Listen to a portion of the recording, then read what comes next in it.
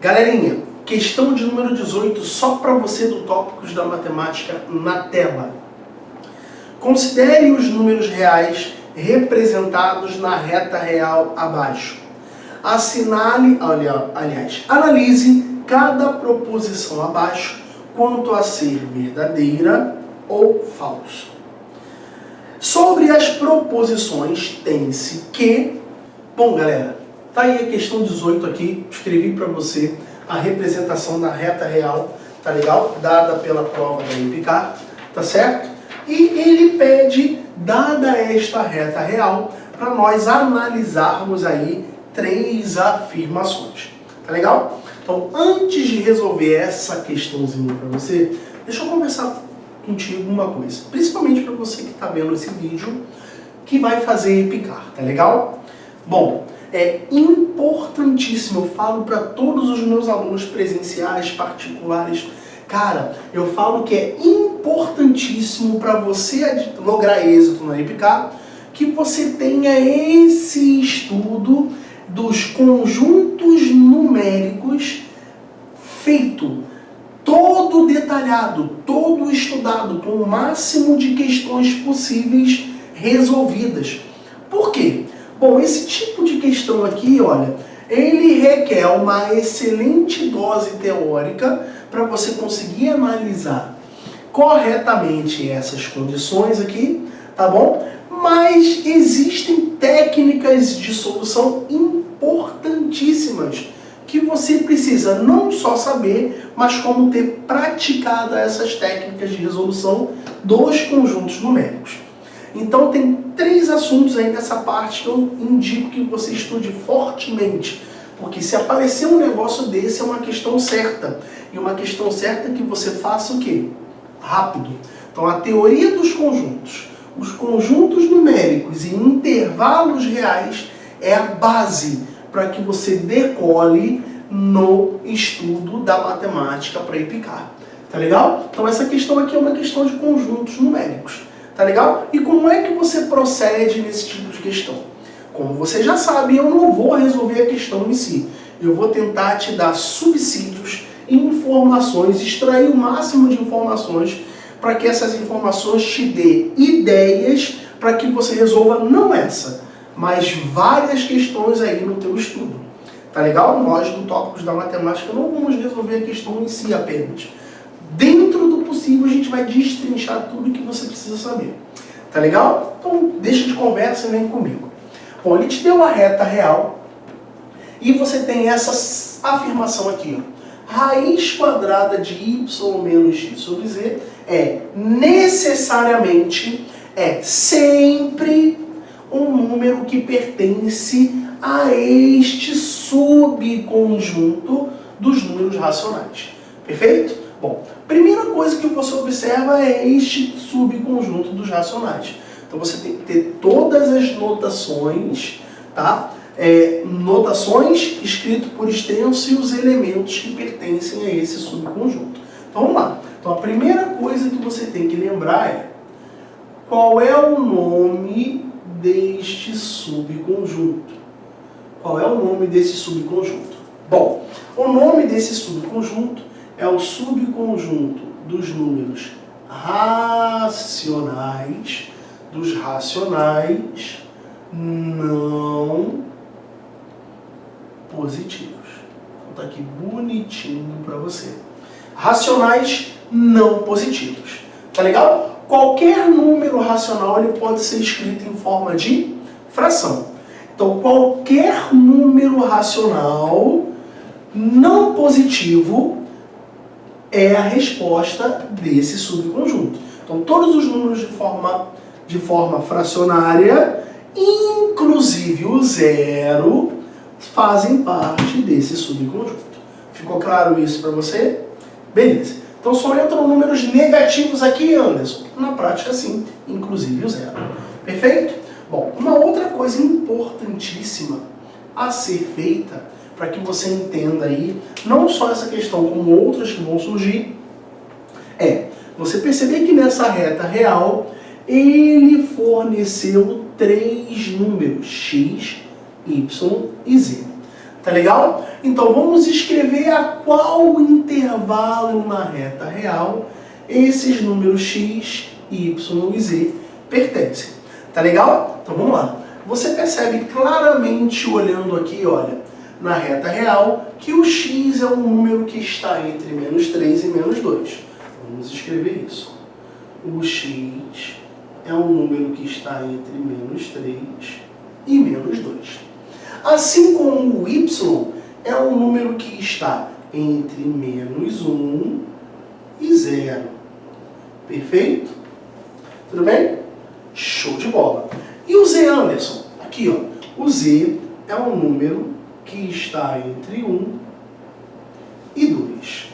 Tudo bem? Fiz questão de escrever isso para abrir sua mente aí para outras questões. Fechado por enquanto? Tá bom. Agora vamos analisar o que ele está pedindo. Ele está dizendo que a raiz quadrada de y menos x sobre z é sempre um número fracionário negativo, ou zero. Tá legal? Então como é que a gente faz essa análise? Então eu vou fazer essa análise aqui, olha, bonitinho para você. Então olha aqui. Primeiro, galera, existe um tipo de solução que é aquela solução formal, tá certo? Em que a gente vai manipular esses intervalos, tá bom? Para que a gente consiga uma expressão parecida com essa, tá? Esta solução, ela não é prática, tudo bem? Então, nesse tipo de questão onde ele tem que analisar se o número dado pertence ou não a um subconjunto também dado, a maneira mais prática, e é que você deve tentar resolver o máximo de questões, de resolvê-las, é você atribuindo valores a x, y e z que satisfaçam as condições do enunciado com o objetivo de você achar um contra-exemplo. O que é um contra-exemplo? É aquele exemplo que fere a condição dada pela questão, a alternativa da questão. Como assim, Anderson? Se eu achar 3 números, x, y e z, que contradizem esse enunciado, que vai ferir esse enunciado, a afirmação é falsa. Tá certo? Então basta você dar um contra-exemplo, um exemplo que derrube essa afirmação para você considerar que é falsa. Então essa é a dica fundamental que eu tenho para dar para você nesse problema de conjuntos numéricos, nesse e em milhares de outros que existem por aí. Fechado? Então vamos lá, vamos tentar encontrar um contra-exemplo que vá colocar por terra essa afirmação. Para isso, vamos escolher quaisquer valores de x, y e z. Tá legal? Lembra que tem que ser negativo ou zero. Beleza? Bom, vamos lá. Você escolhe, eu vou escolher aqui um valor para x que satisfaça o enunciado. Bom, o x aqui pode ser menos 2,8. Tudo bem? Já que o menos 2,8 da minha cabeça eu tirei. Está entre menos 3 e menos 2. O y, vamos lá. O y posso colocar como? Menos 0,8. Por quê? O 0,8 é um número que satisfaz ao intervalo onde está o y. E o z? Bom, o z eu posso colocar, por exemplo, 1,5, né? Já que o z é um número que está entre 1 e 2. Perfeito? Então, será que este contra-exemplo, que satisfaz as condições do enunciado, vai botar por terra essa afirmação? Vamos lá. Então, nós temos raiz quadrada de y. Nosso y menos 0,8. Menos o x. O nosso x é quanto? Menos 2,8. Cuidado com isso. Todo número, toda expressão que vem depois do sinal negativo deverá ser escrita entre parênteses, perfeito? Sobre o nosso querido z. O nosso querido z, nós colocamos 1,5. Certo? Aí vamos lá. Menos com menos, galera, dá mais.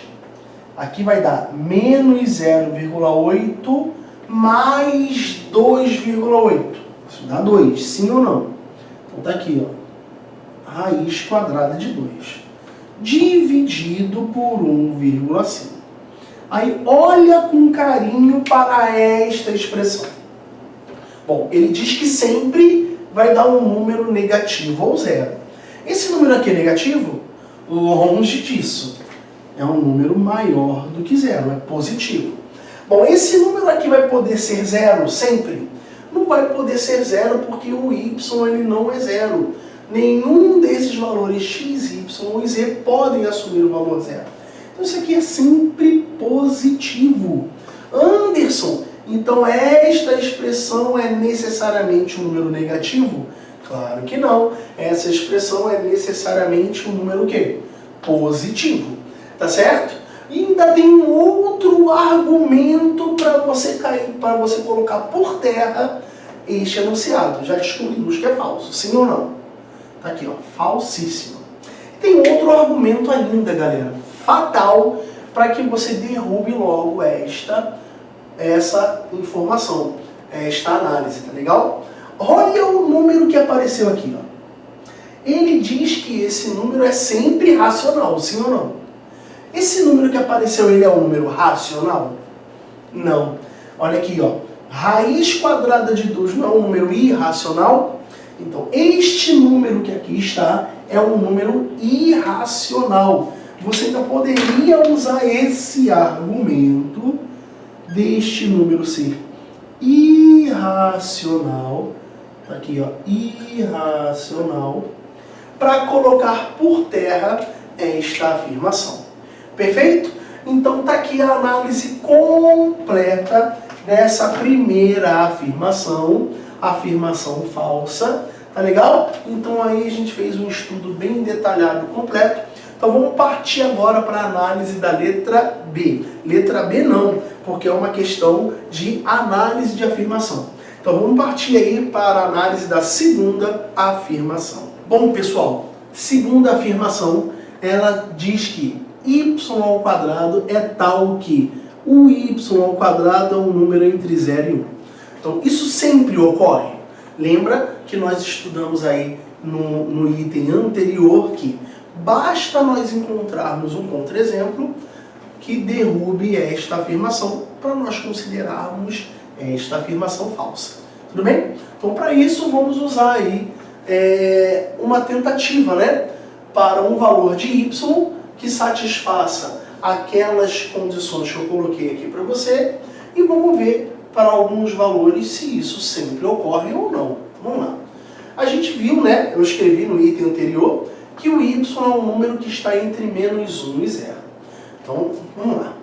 Vamos considerar o y, por exemplo, menos 1/3. Tá legal? Concorda que o menos 1/3 é um número que está entre menos 1 e 0? Por que, Anderson? Menos 1/3, quando você faz essa conta, isso daqui vai dar menos 0,33333, que está entre menos 1 e 0. Isso daqui dá uma dízima, correto? Periódica simples. E aí você tem esse número satisfazendo a essa condição. Sim? Então vamos pegar este número e elevá-lo ao quadrado. Então a nossa ideia é pegar o menos 1/3 e elevá-lo ao quadrado. Quando a gente eleva o menos 1/3 ao quadrado, base negativa elevada a expoente par, o resultado é sempre positivo. 1 elevado ao quadrado dá 1, 3 elevado ao quadrado, 1/9. Certo? E ele diz que o y ao quadrado está entre 0 e 1. Então isso daqui, olha, está ok, correto? Concorda que 1/9 está entre 0 e 1? Beleza. Bom, pode pegar outro valor aí, ó. 1/4, 1/5, 1/6. 2 sétimos. Galera, qualquer valor de y para este y estando entre 0 e 1, ou seja, para todo. É importante você conhecer a notação simbólica dessas frases. É muito importante essa notação de prova e já caiu no naipe, cara. Então, para todo y, tal que este y esteja no intervalo entre 1 e 0, para todo y tal que o y varia entre menos 1 e 0, nós temos esta condição satisfeita. Tudo bem, galera? Tá aqui, ó. Para todo y tal que y varia entre 0 e 1, isso daqui é sempre verdade. Tudo bem? Ou você poderia escrever isso aqui, ó. Para todo y tal que y esteja entre menos 1 e 0. Tá legal? Qualquer número que esteja entre menos 1 e 0 vai satisfazer a esta condição, tornando esta segunda afirmação verdadeiríssima. Fechado? Então tá aí, ó. Falso, não é? Verdadeiro. Vamos à análise da terceira e última afirmação. Bom, pessoal, a terceira afirmação, ela diz que o inverso do oposto do x é um número compreendido entre 1 e 2. Será que isso é sempre verdadeiro?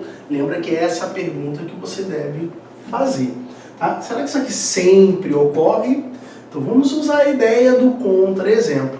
Se nós acharmos um contra-exemplo, a gente mata e mostra e fala, ou melhor dizendo, que essa afirmação ela é falsa. Tudo bem?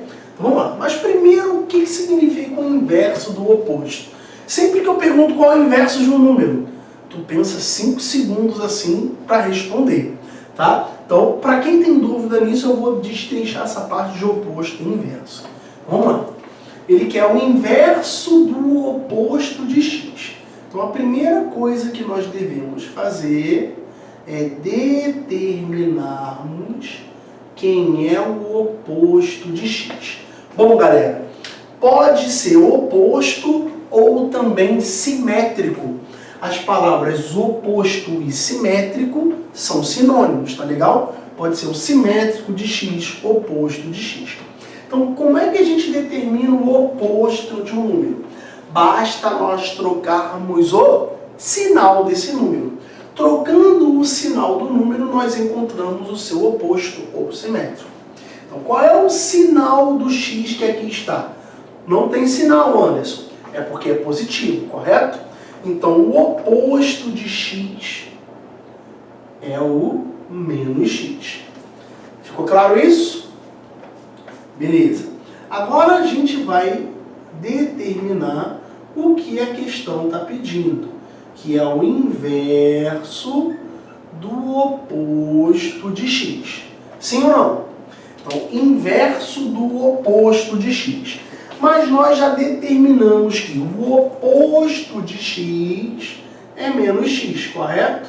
Então, ele quer que a gente calcule, determine o inverso de menos x. Perfeito? E como é que a gente determina o inverso de um número? Bom, lembra que um número ele pode ser escrito em forma de fração, correto? Então, como é que é este número na forma de fração? Anderson, não tem fração. É porque o denominador desta fração é quem? É o número 1. Tudo bem isso? Bom, o inverso de um número você obtém invertendo o número. Ou seja, o que é o numerador vira denominador e o que é denominador, obviamente, vira numerador. Só você inverter o número, correto? Então, qual é o inverso de menos x? É menos 1 sobre x. Tudo bem? Ficou claro isso aqui para você, gente? Então, ele quer isso de você. Então, este número, então qual é a conclusão que a gente chega? Ele diz que o inverso do oposto de x, ou seja, o menos 1 sobre x está entre 1 e 2. Então, eu vou escrever isso aqui bonitinho para você. Ó. Vamos lá. Isso aqui está entre 1 e 2, não é isso? Então, ele está dizendo que isso daqui é sempre verdade. Então, é isso que nós devemos buscar. Bom, para isso a gente vai usar a técnica do contra-exemplo, tá certo? Então, eu vou dividir aqui rapidinho para ficar organizado. E vamos aí aplicar a técnica do contra-exemplo. Então, como é que a gente aplica a técnica do contra-exemplo? Eu vou atribuir um valor obedecendo às condições do enunciado para o meu x, correto? Tudo bem isso para vocês? É x, não é? É o inverso do oposto... Cadê? Tá aqui. O inverso do oposto de x. Tá bom? Tudo bem isso daí? Então, vamos lá.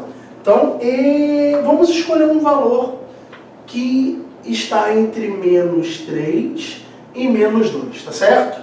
Bom, eu vou escolher o menos 1, tá bom? Escolhi qualquer um, veio na minha cabeça o menos 1. Então, para x igual a menos 1, tá aqui, ó, vamos ver se isto ocorre, certo? Então, vamos lá.